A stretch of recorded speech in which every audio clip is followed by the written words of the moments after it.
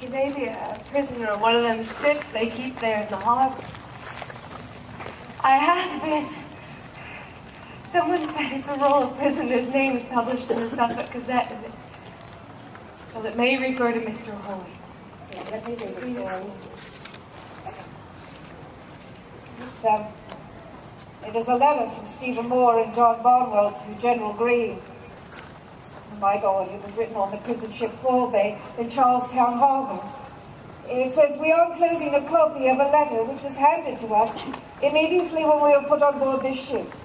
The letter speaks for itself and needs no comment. We beg leave to observe that a ball, or any of us, be made... What does it say?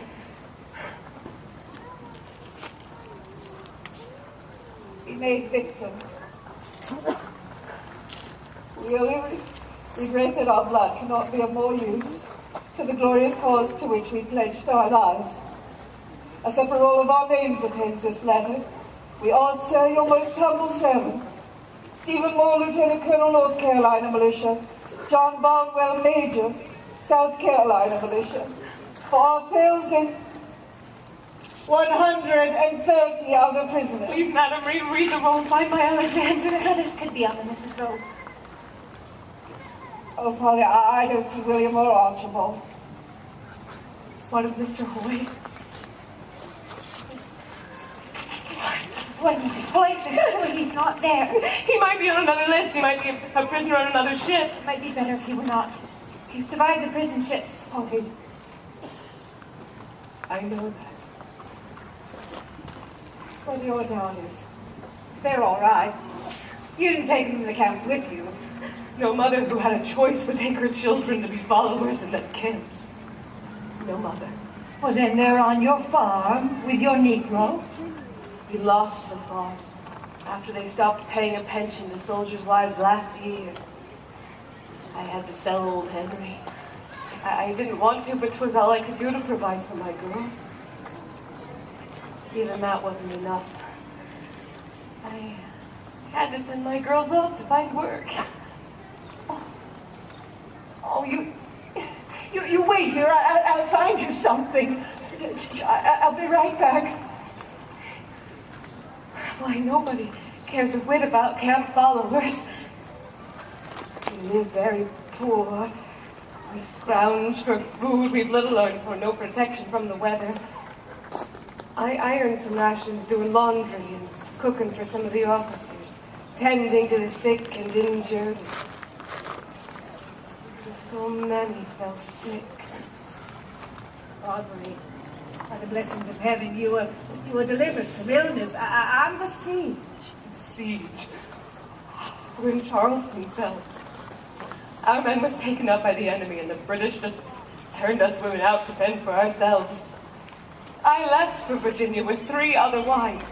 2 of them was murdered in the night.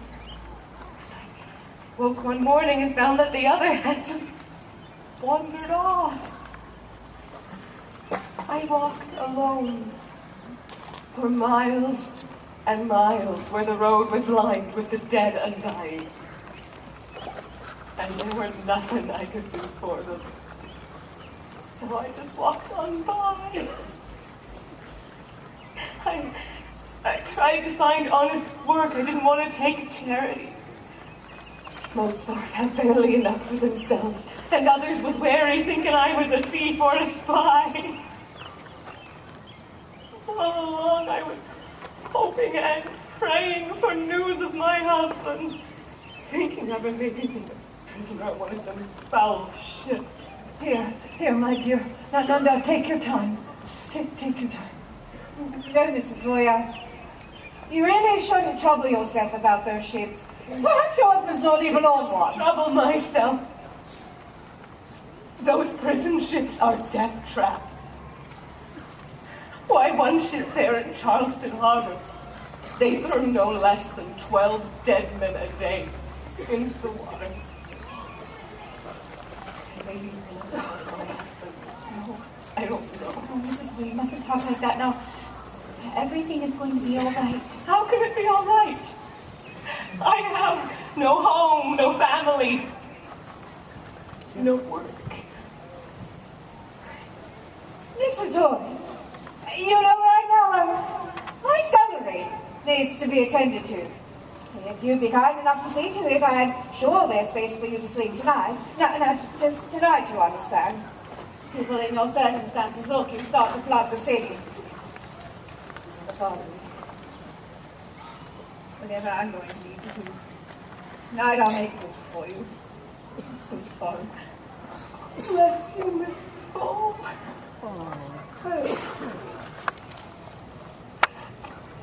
I must see to my business inside the King's Arms. You just take yourself a moment, and then you come up and I'll show you what you ought to do. Oh, I'm so sorry. I wish I could do more for you, but I can't. Oh, I'm so sorry, I can't. what more could I ask?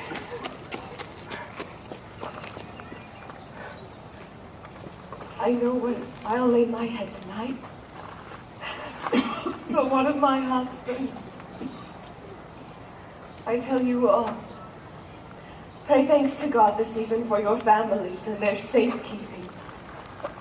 And I beg you, pray for my Alex.